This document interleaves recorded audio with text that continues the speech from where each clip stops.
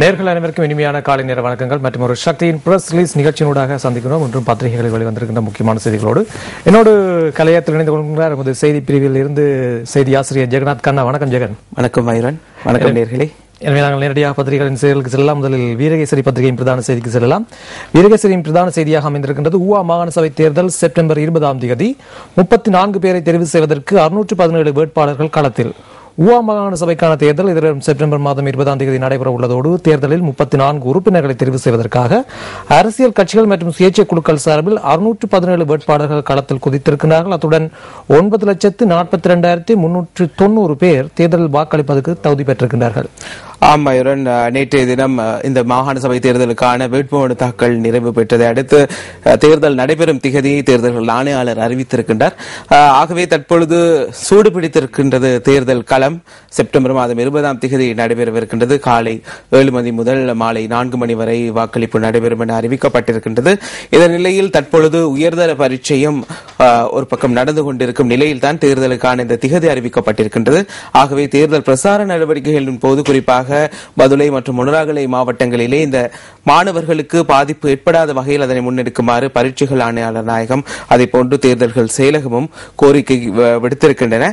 அந்த வகையில் தற்பொழுது இந்த 2 மாவட்டங்களை பொறுத்த மட்டிலே தமிழ் மக்கள் செறிந்து வாழும் பகுதிகள் அதிக அளவில் காணப்படுகின்றன. ஆகவே மக்களுக்கும் தற்பொழுது மற்றும் ஒரு சந்தர்ப்பம் கிடைத்திருக்கின்றது. கடந்த தேர்தல்களின் போது தாம் தெரிவு செய்த பிரதிநிதிகள் உரிய முறையில் செயலாற்ற தவறியிருந்தால் அவர்களுக்கு பதிலாக நல்ல சிறந்த முறையில் சேவையாற்றக்கூடியவர்களை தமது மாகாண சபைக்காக நியமிப்பதற்கான மற்றும் ஒரு சந்தர்ப்பம் கிட்டியிருக்கின்றது.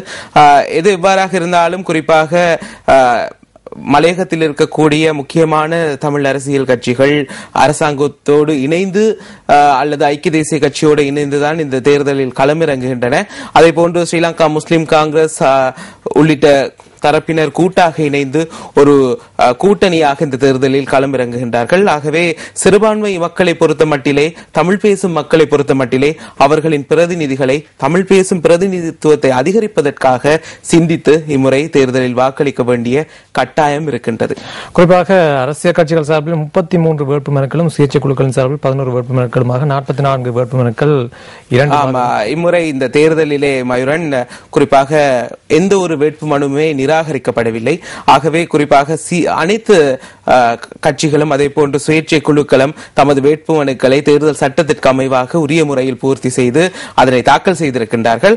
அதே நேரத்தில் நாங்கள் இம்முறை சுயேட்சை குழுக்களின் எண்ணிக்கை நோக்குமிடத்து 11 சுயேட்சை குழுக்கள் மாத்திரமே இந்த 2 மாவட்டங்களிலும் வேட்புமனுக்களை தாக்கல் செய்துள்ளன.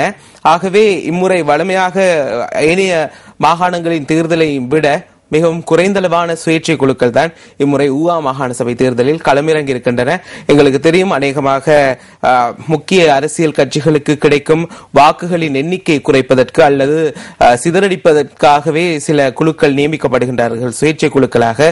மேலும் சிலர் பிரதான கட்சிகள் மீது அதிருப்தி கொண்டவர்களும் சுயேட்சை குழுக்களாக தேர்தல்களில் களமிறங்கியும் அநேகமான தேர்தல்களில் அவர்களுக்கு கிடைக்கும் வாக்குகளின் எண்ணிக்கை நீங்கள் அந்த தேர்தல் பெருமைகளை அறிவிப்பவர் என்ற வகையில் உங்களுக்கு தெரிந்திருக்கும், மிகவும் சில வேளை ஒரு வாக்கு கூட கிடைக்காத நிலையில் இருக்கும், அவர்களின் கட்டுப்பணம் கூட இழக்க வேண்டிய சூழல் இருக்கும். ஆகவே இம்முறை சிந்தித்து ஒரு சிலர் மாத்திரமே இந்த வேட்புமனுக்களை தாக்கல் செய்திருக்கின்றார்கள். அதனை நாங்கள் இங்கு சுட்டிக்காட்ட வேண்டியிருக்கிறது. குறிப்பாக பதுளையில் 18 உறுப்பினர்களும் மொனராகலையில் 14 உறுப்பினர்களும் தெரிவு செய்யப்படுகின்றார்கள். அதை விட மேலதிகமாக 2 போனஸ் ஆசனங்களும் வழங்கப்பட இருக்கின்றது. அடுத்து வீரகேசரியில் வெளிவந்திருக்கின்ற செய்தி, மோடியிடமும் ஜெயலலிதாவிடமும் அரசாங்கம் மன்னிப்பு கோரியமை இலங்கைக்கு தலைகுனிவு. வாஷிங்டன் அரசுக்கு இரகசிய உறவு. சபையில் ஜேவிபி தலைவர் குற்றச்சாட்டு. இந்திய பிரதமர் மோடியிடமும் ஜெயலலிதாவிடமும் அரசாங்கம் மன்னிப்பு கோரிமையானது என்பது தாய்நாடான இலங்கையை தலைகுனிய செய்த நாட்டுக்கு அபகீர்த்தி ஏற்படுத்தும் சம்பவம் என்று ஜனநாயக தேசிய கூட்டணியின் பாராளுமன்ற உறுப்பினரும் ஜேவிபியின் தலைவருமான அனுரகுமார திசாநாயக் நேற்று சபையில் குற்றம் சாட்டியிருப்பதாக இந்த செய்தி வெளியாக இருக்கிறது. அண்மையில் பாதுகாப்பு அமைச்சின் உத்தியோகபூர்வ இணையதளத்திலே இந்திய பிரதமருக்கு தமிழக முதல்வர் எழுதக்கூடிய மீனவர் விவகாரத்தில் எழுதக்கூடிய கடிதங்கள், காதல் கடிதங்கள், அவை எந்த அளவுக்கு அர்த்தமுள்ளவை என்ற கேள்வியோடு ஒரு கட்டுரை பிரசுரிக்கப்பட்டிருந்தது. இதனை அடுத்து பல சர்ச்சைகள் இருந்திருந்தன. எவ்வாறாயினும் இதற்கு ஒரு முற்றுப்புள்ளி வைக்கும் வகையில் ஏற்கனவே பாதுகாப்பு அமைச்சு சார்பிலும் அதே போன்று அரசாங்கம் சார்பிலும் இந்த விடயத்தில் மன்னிப்பு கோரப்பட்டிருக்கின்றது. இந்த நிலையில் இந்த விடயம் குறித்து ஜேவிபி கடுமையாக இதனை விமர்சித்திருக்கின்றது. குறிப்பாக ஜேவிபியை பொறுத்த பொறுத்தமட்டிலே குறிப்பாக இந்தியாவோடு அவர்களுக்கான அந்த நெருக்கமான உறவை அவர்கள் பேணுவதை எந்த காலத்திலும் விரும்புவதாக இல்லை. அந்த நிலையில் மீண்டும் ஒருமுறை அந்த கட்சியின் தலைவர் அனுரகுமார திசாநாயக்க சபையில் கூறியிருக்கின்றார். குறிப்பாக இந்த அரசாங்கம் தமிழக முதல்வர் அதே போன்று இந்திய பிரதமரிடம் மன்னிப்பு கோரிய சம்பவமானது மிகவும் அது ஒரு நாட்டுக்கு ஏற்பட்ட அபகீர்த்தி என்பதை அவர் கூறியிருக்கின்றார். அதே போன்று இலங்கையின் வெளிநாட்டு கொள்கை தற்பொழுது இருக்கக்கூடிய இந்த கொள்கையும் அவர் கடுமையாக விமர்சித்திருக்கின்றார். அநேகமான நாடுகளில் தற்பொழுது இருக்கக்கூடிய இந்த ராஜதந்திர அதிகாரிகள் குறிப்பாக ஸ்ரீலங்கா சுதந்திர கட்சியில் இருக்கக்கூடியவர்களை அரசியல் நோக்கங்களுக்காக அரசியல் நியமனங்களாக அவர்களுக்கான ராஜதந்திர பதவிகள் வழங்கப்பட்டுள்ளதாக அவர் குற்றம் சுமத்தியிருக்கின்றார். அநேகமாக இலங்கையில் இருக்கக்கூடிய மிகவும் சிறந்த மூத்த அனுபவமிக்க திறமை வாய்ந்த வெளிநாட்டு ராஜதந்திர நடவடிக்கைகளை மேற்கொள்ளக்கூடிய அதிகாரிகள் இங்கே இருக்கக்கூடிய வெளிவிவகார அமைச்சுக்குள் முடக்கிவிடப்பட்டு தமது அரசியல் நோக்கங்களை நிறைவேற்றிக் கொள்வதற்காக அரசியல் நியமனங்கள் பலரையும் இந்த வெளிநாட்டு சர்வதேச ராஜதந்திர நடவடிக்கையில் அரசாங்கம் ஈடுபடுத்தியுள்ளதாக மக்கள் விடுதலை முன்னணி குற்றம் சுமத்தியிருக்கின்றது. இதன் காரணமாகவே இத்தகைய ஒரு பிரச்சனைகள் உருவாகும் போது அதனை ஆரம்பத்திலேயே முடக்கிவிட அல்லது அந்த அழுத்தங்களை குறைப்பதற்கான செயற்பாடுகளை மேற்கொள்ள முடியாத துர்ப்பாக்கிய நிலைக்கு அரசாங்கம் தள்ளப்பட்டுள்ளதாக அவர் விமர்சித்திருக்கின்றார். நீங்க செய்தி பிரிவில் பணியாற்றும் போது இப்ப சர்வதேச அளவில் கூட அல்லது இந்தியாவில் இப்போது இதன் தாக்கம் எப்படியா இருக்கிறது? இது தொடர்பாக இந்தியாவை பொறுத்த மட்டிலே குறிப்பாக தமிழகத்தில் தொடர்ச்சியாக இது குறித்து விமர்சனங்கள் எழுகின்றன. இந்த ஒரு கட்டுரைக்கு பதிலாக தற்பொழுது தமிழகத்தில் நாங்கள் பார்க்கும் இடத்து அனைத்து பகுதிகளிலுமே அனைத்து இந்திய அண்ணா திராவிட முன்னேற்ற கழகத்தினர் இலங்கை ஜனாதிபதி விமர்சிக்கும் வகையில் பல்வேறு பதாதைகளை காட்சிப்படுத்தியுள்ளதை நாள்தோறும் காணக்கூடியதாக இருக்கின்றது. பலர் போராட்டங்களை முன்னெடுத்து வருகின்றார்கள். அவர்கள் சில வேளைகளில் இதில் ஒரு அரசியல் நோக்கத்தோடு ஏற்கனவே இது ஒரு தவறுதலாக பிரசுரிக்கப்பட்ட ஒரு கட்டுரை எனவும் அதற்கான விசாரணைகள் நடத்துவதற்கான பணிப்புரையும் ஜனாதிபதி விடுத்திருக்கின்ற நிலையில் இதை பிரசுரித்தமைக்காக பாதுகாப்பு அமைச்சு சார்பிலும் மன்னிப்பு கோரப்பட்டிருக்கின்ற நிலையில் இந்திய மத்திய அரசாங்கத்தை பொறுத்தமட்டில் அவர்கள் தமது நிலைப்பாட்டை மிகவும் தெளிவாக கூறியிருக்கின்றார்கள். இந்த விடயத்திலே இலங்கை நிபந்தனையற்ற மன்னிப்பு கோரியிருக்கின்ற நிலையில் இது தொடர்பாக ஒரு ராஜதந்திர மட்டத்திலான செயற்பாட்டிற்கு செல்வதற்கான அவசியம் கிடையாது என்பதை மத்திய அரசாங்கம் மிகவும் தெளிவாக கூறியிருக்கின்றது.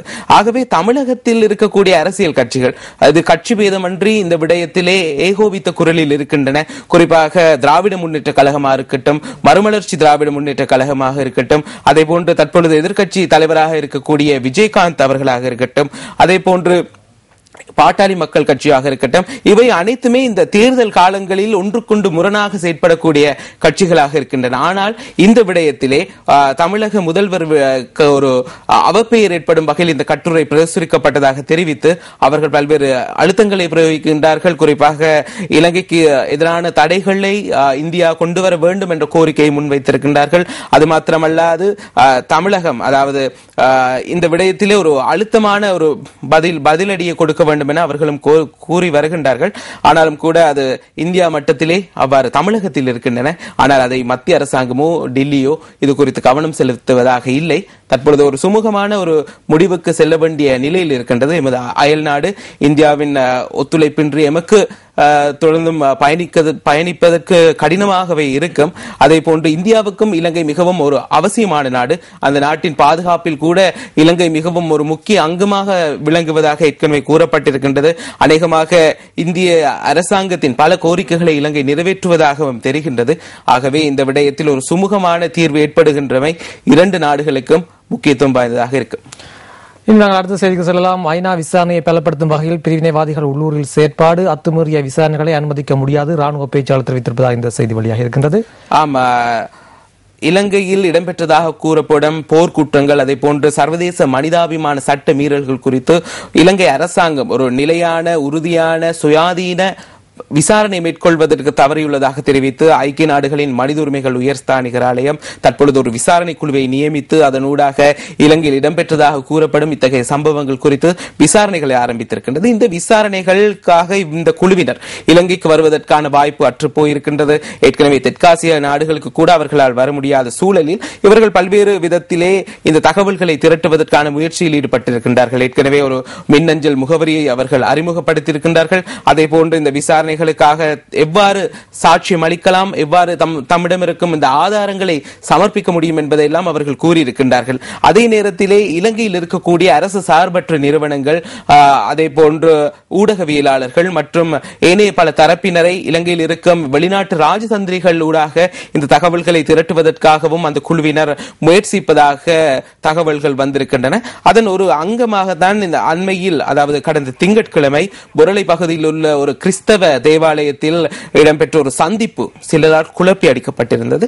இந்த சந்திப்பில் வடக்கிலே காணாமற் போன அல்லது உயிரிழந்தவர்களின் உறவினர்கள் சுமார் 30 பேர் அளவில் கலந்து கொண்டிருந்தார்கள். பிரான்ஸ், அதே போன்று சுவிஸ், அமெரிக்கா போன்ற பல்வேறு நாடுகளின் தூதுவர் அந்த தூதரகத்தின் பிரதிநிதிகள் எல்லாம் கலந்து கொண்டிருந்த ஒரு சந்திப்பாக தான் இருந்தது.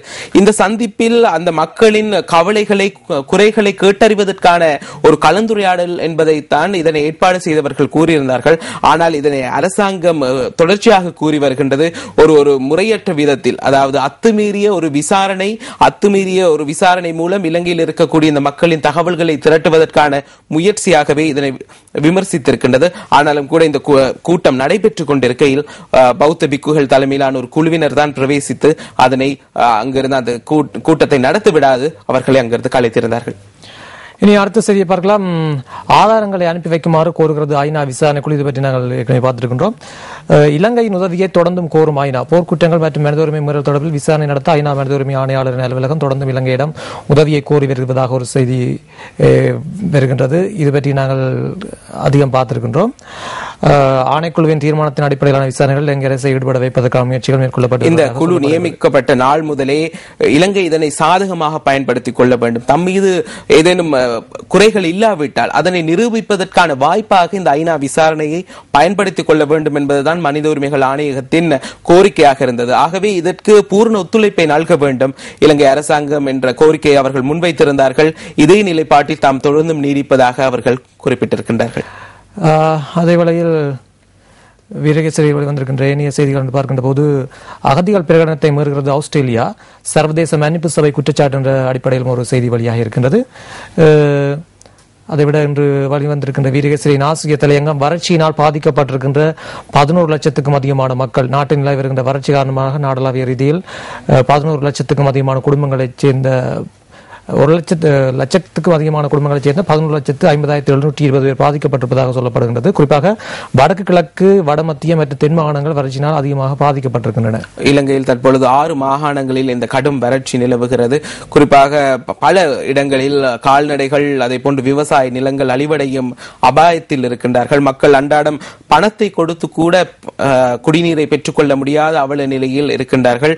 அதிகாரிகளும் பல முயற்சிகளை மேற்கொண்டாலும் கூட மிகவும் பெரிய அளவிலான சுமார் 11 லட்சத்துக்கும் மேற்பட்ட மக்களுக்கு இன்று குடிநீர் இல்லாத நிலை இருக்கின்றது. நாட்டின் மலையகத்தை பொறுத்த மட்டில் கடும் மழை பெய்து அங்கு இருக்கக்கூடிய நீர்த்தேக்கங்கள் எல்லாம் தற்பொழுது பெருக்கெடுக்கும் நிலையில், அதாவது வான்கதவுகளை திறக்க வேண்டிய நிலையில் இருப்பதாக நேற்றைய தினம் கூட நுவரெலியா மாவட்ட செயலாளர் எச்சரிக்கை விடுத்திருந்தார். ஆகவே தாழ்நில பகுதியில் இருக்கும் மக்கள் அவதானமாக இருக்க வேண்டும் என அவர் கோரிக்கை விடுத்திருந்தார். இந்த நிலையில் வடக்கு, கிழக்கு, அதே போன்று வடமத்திய தென் மாகாணங்களில் தொடர்ச்சியாக பல பகுதிகளில் வறட்சி நிலை வருகின்றது. அநேகமான குளங்கள் வற்றி போயிருக்கின்றன. தொடர்ச்சியாக நாமும் இத்தொடர்பான செய்திகளை வெளியிட்டு வருகின்றோம்.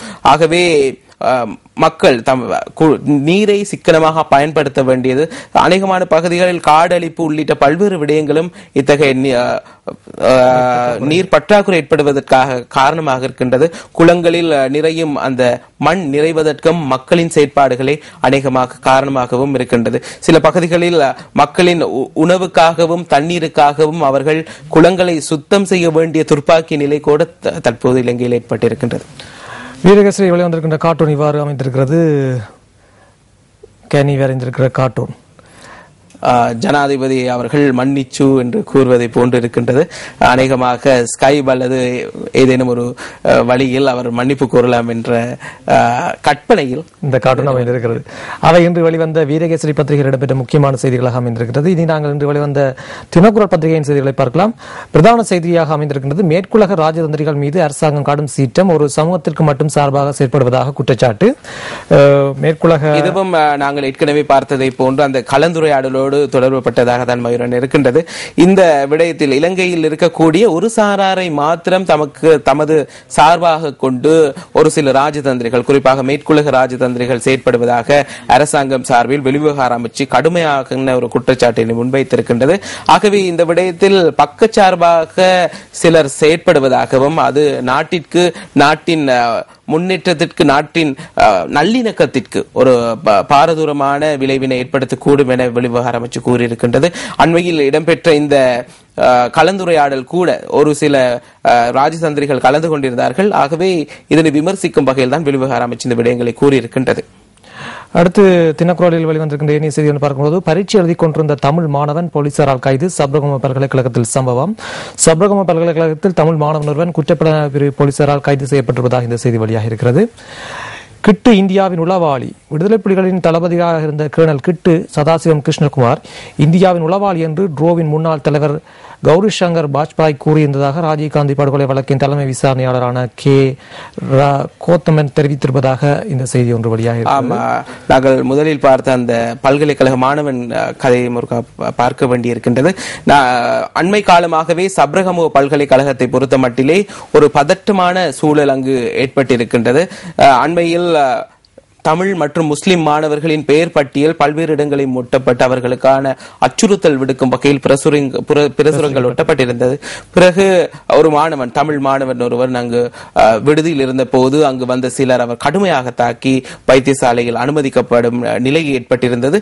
தொடர்ச்சியாக பல்கலைக்கழகத்திலே பரீட்சை எழுதி கொண்டிருந்த மாணவர் ஒருவர் நேற்று முன்தினம் வவுனியாவை சேர்ந்தவர், இவரை குற்றப்புலனாய்வு திணைக்களம் அழைத்து சென்றிருக்கின்றார்கள். ஆகவே இந்த விடயத்தில் அவர் கொழும்புக்கு அழைக்கப்பட்டு விசாரணைகள் முன்னெடுக்கப்படுவதாக போலீஸ் ஊடக பேச்சாளர் தெரிவித்திருக்கின்றார். ஆனால் இந்த விடயத்தில், அதாவது இவர் கைது செய்யப்பட்ட விடயம் பல்கலைக்கழக நிர்வாகத்தினால் அல்லது பாதுகாப்பு தரப்பினரால் நேற்றைய தினம் காலை வரை அவர்களின் உறவினர்களுக்கு, பெற்றோருக்கு அறிவிக்கப்படவில்லை என கூறப்படுகிறது. போலீசார் தரப்பிலே இவர் ஒரு முன்னாள் தமிழீழ விடுதலை புலிகள் இயக்கத்தின் உறுப்பினர் என குறிப்பிடப்பட்டு கைது செய்யப்பட்டிருப்பதாக தெரிவிக்கப்பட்டிருக்கின்றது. பரீட்சை எழுதி கொண்டிருந்த போது அங்கு வந்த போலீசார் அவரை அங்கிருந்து அழைத்துச் சென்றதாகத்தான் தற்பொழுது தகவல்கள் வந்திருக்கின்றன. அடுத்து இன்று வெளிவந்திருக்கின்ற தினக்குரலின் ஏனைய செய்திகளை பார்க்கலாம். ஐநா விசாரணைக்கு சாட்சியம் அளிப்பதை தடுத்து நிறுத்த அரசாங்க முயற்சி, சிவில் சமூக அமைப்புகள் குற்றச்சாட்டு என்ற அடிப்படையில் ஒரு செய்தி வெளியாக இருக்கின்றது. அதைவிட தினக்குரலின் ஆசிரியர் தலையங்கம், கொடிய நோயை குறைக்கும் மலிவான வலி நிவாரணி என்ற தலைப்பில் தீட்டப்பட்டிருக்கின்றது. தினக்குரலின் கார்ட்டூனையும் பார்த்துவிடலாம். ஜனாதிபதி முறைமையை ஒழிப்பதாயின் அதனை பொதுமக்கள் தீர்மானிப்பார் என்று ஜனாதிபதி சொல்கின்றார். ஆனால் மறுமுனையில் வாழ்க்கை செலவு அதிகரிப்பை பற்றியதாக இந்த கார்ட்டூன் அமைந்திருக்கிறது.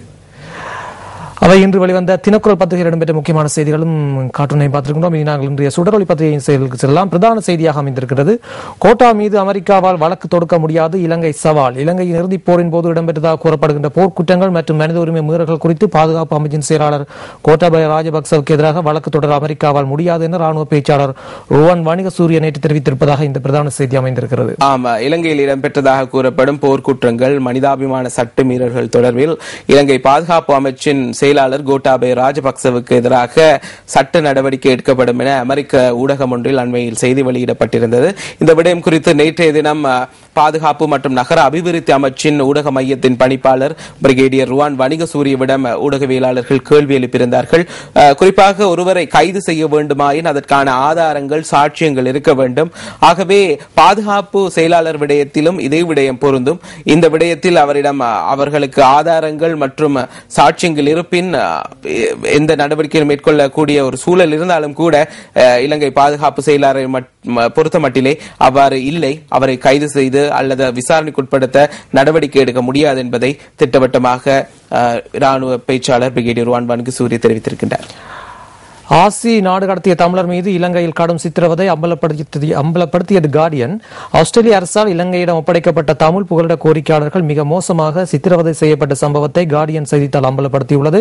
கடந்த மாதம் மட்டக்களப்பு கடற்பரப்பில் வைத்து இலங்கை அதிகாரிகளிடம் ஒப்படைக்கப்பட்டவர்களில் தமிழர்களை இவ்வாறு சித்திரவதை செய்யப்பட்டிருப்பதாகவும் அந்த செய்தியில் தொடர்ந்து செல்கின்றது. ஆமா, கார்டியன் பத்திரிகையில் தெரிவிக்கப்பட்ட செய்திக்கு அமைய அதில் இருந்த 4 தமிழர்களில் ஒருவர் கடுமையாக தாக்கப்பட்டதாக கூறப்பட்டிருக்கின்றது. அண்மை காலமாகவே ஆஸ்திரேலியாவுக்கு தற்பொழுது இந்தியாவின் புதுச்சேரியிலிருந்து 157 பேரை ஏற்றிய புகலிட கோரிக்கையாளர்களை ஏற்றிய ஒரு படகு ஆஸ்திரேலியாவை சென்றடைந்ததை அடுத்து இந்த விடயம் குறித்து அதிகம் பேசப்படுகிறது. பல மாதங்களுக்கு பிறகுதான் புகலிட கோரிக்கையாளர்களை ஏற்றிய ஒரு படகு சுமார் 7 மாதங்களுக்கு பிறகு ஆஸ்திரேலியாவை சென்றடைந்திருந்தது. இந்த விடயத்தில் ஆஸ்திரேலிய அரசாங்கம் உறுதியாகவே இருக்கின்றது. ஆஸ்திரேலியாவின் பிரதமர் டோனி அபட் இந்த பதவிக்கு வருவதற்கு முன்னரே ஒரு முக்கியமான வாக்குறுதியாக தமது நாட்டிற்கு வரும் புகலிட கோரிக்கையாளர்களை படகு மூலம் வருபவர்களை தடுப்பதாக கூறித்தான் வந்திருந்தார். ஆகவே இந்த விடயத்தில் அவர்கள் கடுமையாக செயற்படுகின்றார்கள். அங்கு எவர் சென்றாலும் உடனடியாகவே பப்புவா நியூகினியா போன்ற இடங்களுக்கு மாற்றப்பட்டு அங்கிருந்து நாடு கடத்துவதற்கான செயற்பாட்டில் ஈடுபடுகின்றார்கள். இந்த விடயத்தில் தற்பொழுது ஆஸ்திரேலியாவில் இருக்கக்கூடிய புகலிட கோரிக்கையாளர்கள் தொடர்பான செயற்பாட்டாளர்கள் தொடர்ந்தும் ஆஸ்திரேலிய அரசாங்கத்தின் இந்த கொள்கைகளை விமர்சித்து வருகின்றார்கள். அவர்களை மேற்கோள் காட்டிதான் கார்டியன் பத்திரிகையும் இந்த செய்தியை வெளியிட்டிருக்கின்றது. அடுத்து அவதூறு கட்டுரைக்கு கோட்டாவை பொறுப்பு மேனோ தெரிவிப்பு. தமிழக முதல்வர் ஜெயலலிதா, இந்திய பிரதமர் நரேந்திர மோடி ஆகியோர் பாதுகாப்பு அமைச்சின் இணையதளத்தில் அவதூறு செய்யப்பட்டதற்கும் கொழும்பில் நடைபெற்ற மனித உரிமைகள் கூட்டத்தில் குழப்பம் நிகழ்ந்தமைக்கும் பாதுகாப்பு செயலாளர் தான் பொறுப்பேற்க வேண்டும் என்று ஜனநாயக மக்கள் முன்னணியின் தலைவர் மேனோ கணேசன் தெரிவித்திருப்பதாக ஒரு செய்தி வெளியாகி இருக்கிறது. அதேவேளையில் மக்கள் பலத்தின் முன் முடியாது எதுவும் இல்லை. ஆஸ்திரேலியாவில் ரயில்வே அதிகாரிகளதும் பயணிகளும் துரிதமான புத்திசாலித்தனமான நடவடிக்கையால் தளமேடைக்கும் ரயிலுக்கும் உள்ள இடைவெளியில் சிக்கிக்கொண்ட சக பயணி ஒருவர் உயிருடன் காப்பாற்றப்பட்டிருக்கின்ற தகவல் புகைப்படத்துடன் இன்று வெளியாக இருக்கின்றது. சுடரொளியின் ஆசிய தலையங்கம் காட்டாட்சிக்கு மற்றும் ஒரு அத்தாட்சி என்ற தலைப்பில் தீட்டப்பட்டிருக்கிறது. அதேவேளையில் சுடரொளியின் கேலி சித்திரம் இவ்வாறு அமைந்திருக்கிறது. சோழவந்தானைச் சேர்ந்த சுத்த தமிழன் நான் தாண்டா, இது அலரி மாளிகை திருடப்பட்டதாக சுப்பிரமணிய சுவாமியை குறிப்பிட்டு அங்கே உறவுகளை தேடித்தாங்கள் என்று மக்கள் குறிப்பிடுவதாக இந்த கார்ட்டூன் அமைந்திருக்கிறது. அவை சுடரொளி பத்திரிகை இடம்பெற்ற முக்கியமான செய்திகள். இனி நாங்கள் இன்று வெளிவந்திருக்கின்ற தினகரன் பத்திரிகையின் செய்திகளுக்கு செல்லலாம். பிரதான செய்தியாக அமைந்திருக்கின்றது. ஊவா தேர்தல் செப்டம்பர் 20, 34 உறுப்பினர்களை தெரிவு செய்ய 617 பேர் போட்டி. துவா சின்னத்தில் முஸ்லிம் கட்சிகள் ஓரணியில் குதிப்பு. பதுளை மாவட்டம் 10 கட்சிகள், 4 சுயேட்சைகள். மொனராகலை மாவட்டம் 12 கட்சிகள், 7 சுயேட்சைகள் என்று தேர்தல் தொடர்பான விவரங்கள் குறிப்பிடப்பட்டிருக்கிறது. பொருளாதார அரசியல் நிலைக்கேற்ப வெளிநாடுகளுடன் ராஜதந்திர உறவுகள் நாட்டுக்கு அபகீர்த்தி ஏற்படுத்தும் கருத்துக்களை ஐதேக வெளியிடக்கூடாது என்ற தலைப்பில் ஒரு செய்தி வெளியாக இருக்கிறது. இலங்கையர் என்ற உணர்வை வளர்த்து இனங்களை ஒற்றுமைப்படுத்துவோம், அர்ப்பணிப்புடன் பெற்ற சமாதானத்தை இழக்க முடியாது என்று ஒரு செய்தி ஒன்று பிரசுரமாக இருக்கிறது. செயலாளர் தெரிவித்த கருத்துக்கள். அதேவேளையில் காணாமல் போன விசாரணைகளில் உள்ளூர் உணர்வுகளை மதிக்க வேண்டும், வெளிவிகார அமைச்சு ராஜதந்திரிகளிடம் கோரிக்கை. காணாமல் போன நிகழ்வுகளில் கலந்து கொள்ளும் போது உள்ளூர் உணர்வுகள் குறித்து விழிப்புணர்வுடன் இருக்குமாறு வெளிவிகார அமைச்சு வெளிநாட்டு ராஜதந்திர சமூகத்திடம் கோரிக்கை விடுத்திருப்பதாக இந்த செய்தி வெளியாக இருக்கு. அண்மையில் நடைபெற்ற இந்த கூட்டத்தை குழப்ப வந்தவர்கள் ஒரு விடயத்தை கூறியிருந்தார்கள். இலங்கையில் காணாமல் போனது அல்லது கொல்லப்பட்டது தமிழர் தரப்பில் மாத்திரமல்ல, சிங்களவர்களும் கொல்லப்பட்டிருக்கின்றார்கள். ஆகவே நீங்கள் இது குறித்தும் விசாரணை நடத்த வேண்டும். குறிப்பாக தேவாலயங்கள், கிறிஸ்தவ வழிபாட்டு தலங்களில் இத்தகைய கூட்டங்களை நடத்தாது பௌத்த விகாரைகளில் நடத்த வேண்டும் என அவர்கள் கூறி கோஷமிட்டிருந்ததாகத்தான் செய்திகள் வந்திருந்தன. தற்பொழுது தொடர்ச்சியாகவே இந்த குழப்பப்பட்டதை நியாயப்படுத்தும் வகையில் அரசாங்கம் சார்பிலே கருத்துக்கள் முன்வைக்கப்பட்டு வருகின்றன. அடுத்து தினகரனின் செய்தியை பார்க்கலாம். 2020 கொழும்பை சேரிகள் குடிசைகளற்ற அழகி நகராக மாற்றியமைக்க இலக்கு. புறக்கோட்டை மெனிங் சந்தை பகுதி போக்குவரத்து கேந்திர நிலையமாக மாற்றம். 20 நகரங்களை அபிவிருத்தி செய்ய நடவடிக்கை முன்னெடுப்பு என்ற தலைப்பில் திட்டப்படுகிறது. கொழும்பு நகர்கள் அண்மை காலமாக தற்பொழுது மிகவும் புது பொலிவுடன் காட்சி அளிக்கின்றது.